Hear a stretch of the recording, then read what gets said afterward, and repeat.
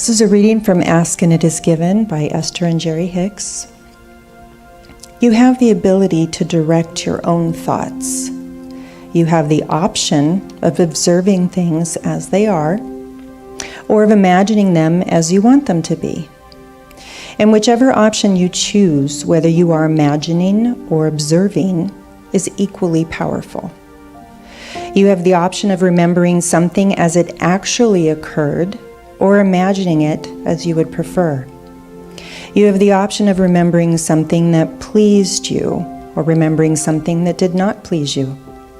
You have the option of anticipating something you want, or anticipating something that you do not want. In every case, your thoughts produce a vibration within you that equals your point of attraction. And then circumstances and events line up to match the vibrations that you have offered. You have the ability to place your attention wherever you decide. So it is possible to distract yourself from something unwanted and put your attention upon something that is wanted. But when a vibration within you is one you have practiced a great deal, the tendency is to continue to offer the vibration in the way you have been practicing it, no matter how much you wish it to be different. So the creative process is what I want to talk about this morning, how we create our own reality. And here's the deal. Seriously, it's only 3 very simple steps. How cool is that? Yeah, because you know there's work involved, don't you? I hear the laughter. The first step is all we need to do is simply ask for what we want. That's our work. That's our job. Right? Nobody knows what we desire more than we do. We are the absolute authority in our own life. However, sometimes we do struggle with knowing exactly what it is we want. So we want to be really sure what we're asking for. I will never ask the universe to slow me down again. Okay? Because we know what happens there. It was funny the other day, Kathy shared a little anecdote with me about someone who wished for more time and ended up working at a clock shop, right? So we want to be cognizant of what we're asking for. Desires, wants, those things, they come to us naturally because we know at our very core level that we are here to create. So we're always looking for what it is we want, what it is we desire, what is going to bring us to our highest good, what in life is going to bring others to their highest good. How can I serve? Right? Those are the things that we want to create. So the second step, and sometimes this is hard to understand. The answer to our want, our desire, is always, every single time, given to us. It's not our job. That's life's job. That's life's work. We set our intentions, we request our desires, and how they show up, how they manifest, is entirely up to life. And again, whatever we ask for is absolutely given. Now, it doesn't always show up how we want it to, or how we think it should. The answers are always given, though, every single time. How do we make our requests? We make them in different ways. Maybe it's through our audible words. Maybe it's through our thought or those preferences that we have that we're consistently thinking about. Doesn't always seem like we're getting an answer, though. Sometimes don't you think, gosh, will you just give me a sign? Gosh, will you just answer me? And it feels like we're not really getting an answer. And guess what? That will lead us to step number 3, which is our work, again. And that's the one step that human beings seem to have the most difficulty with, because it's about allowing. It's about allowing life to give you what you want, what you desire, without resistance, without making sure it's your way. And like this baby I want last week, right? It's not up to me. It's up to life. We are called to allow life's answers to come in, which means what? We listen and we accept. We accept what is. That is our job. This step is about keeping our attention on what we want, not on what we don't want, not on what we lack. Now, that can be a little more difficult than it sounds. How many of us think to ourselves, well, I don't pay attention to what I don't have. I don't pay attention to what I lack. But our words tell a different story. Pay close attention to your thoughts, and you might find that your attention is actually more on what you don't want, more on what you lack, than what it is you specifically do want. So, for instance, do you ask for health and wellness, or do you ask that you not be sick? Hear the difference? Huge. Do you ask for financial stability, or is it that you don't want to experience a shortage of money? We get exactly what it is we are putting our attention on. Always. Every time. And we can always tell by the way we feel which course of thinking we're asking from. Does it feel good? Or did that not feel such a good? Are we in fear? That's not a good feeling. Or are we in trust? Are we in that space of trust and love? Our focus, our attention, is a summons to the universe, letting it know what it is we want. I love that guy. Whether you see something that you desire and say yes to it, or whether you see something and say no to it, wherever your focus is placed is what you're creating. That's just a simple universal law. It's a fact. So your focus is bringing that thing to you. And the more you focus on something, the more you think about it, the more you talk about it, the more direct your intention is on it, the quicker it's going to come. You're going to receive that, whether it's something you like or not. That part doesn't matter. Universe doesn't know good and bad. Universe just simply knows what you're calling to you, what you're bringing to you. How often do we spend our time thinking about the exact opposite that we want? It's simply a habit, and habits can be changed. I know that sometimes many of us will struggle with conditions, the appearance of conditions, and we're quick to say, oh no, I don't want that to happen. Oh my gosh, that could happen. Ain't it awful? Even before anything happens. Have you ever done that? And you go, oh, look at that. No, because that, again, we're calling to us. We're bringing that to us. Now, to get rid of those thoughts is pretty simple. To deactivate that thought, all you need to do is replace it with a different thought. One that feels good, one that's life-affirming, one that's positive, one that's specific about this is what I want, instead of this is what I don't want. Those thoughts that we hang on to for so gosh darn long become our beliefs.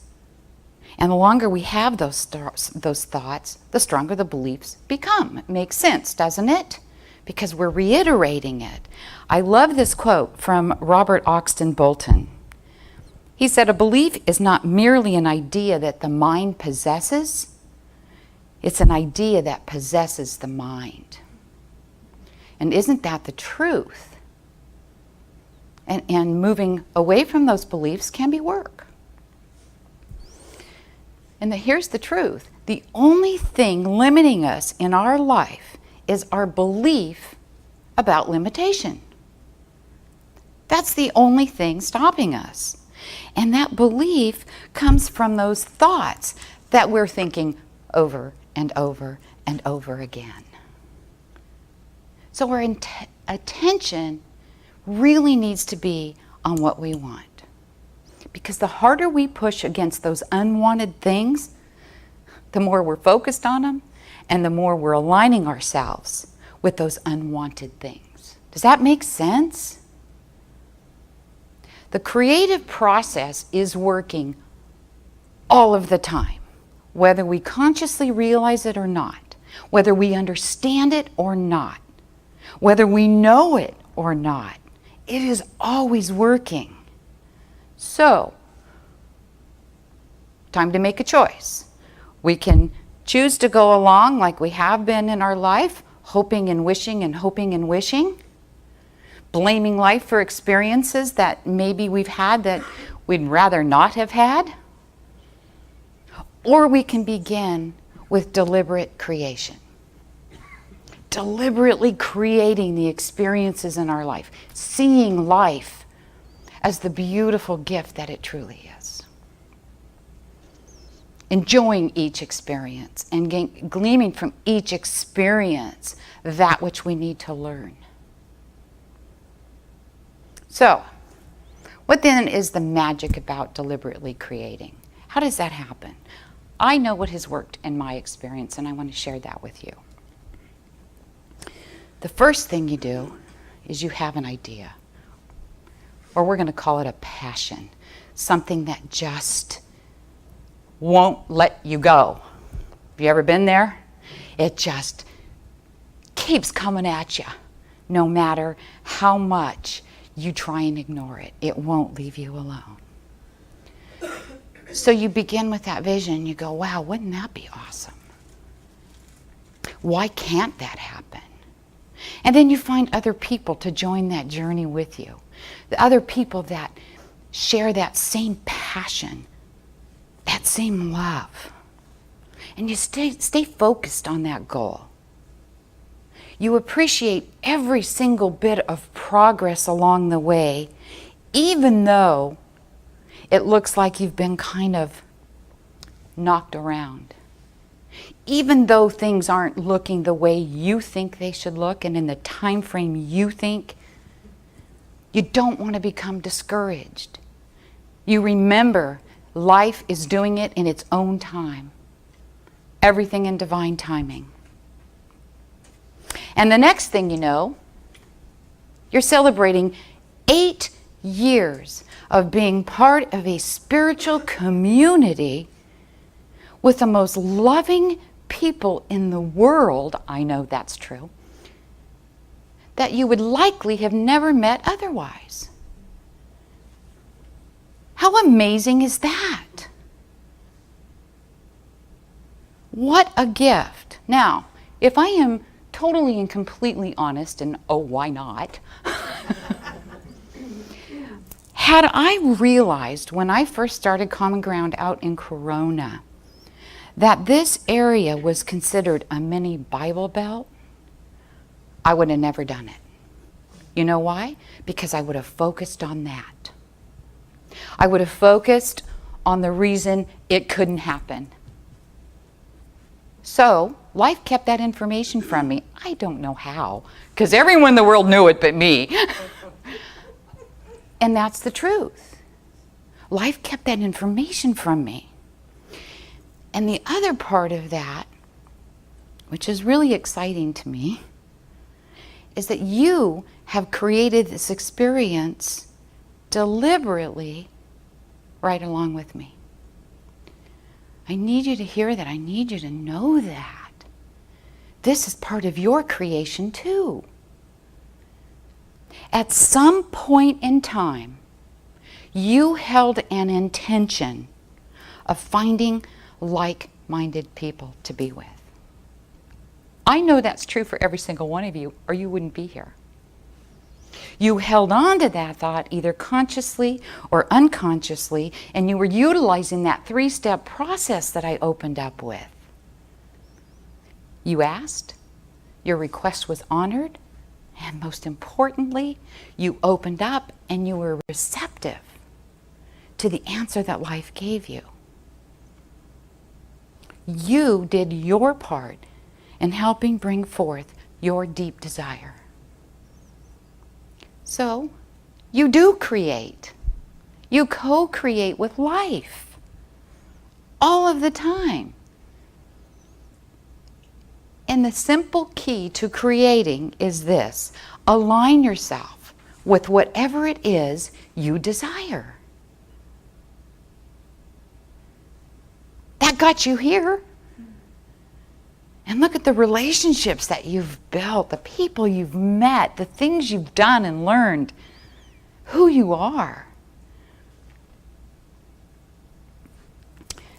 Instead of getting caught up in what we've created in the past, I would invite you to decide right now, at this moment, to start creating more of what you want in your life. Divine creativity is at work in everything, all of the time. And the very essence of all that is continuously reveals, continuously demonstrates its magic and its grace when we're open to receiving. That's the big key. To accept what is.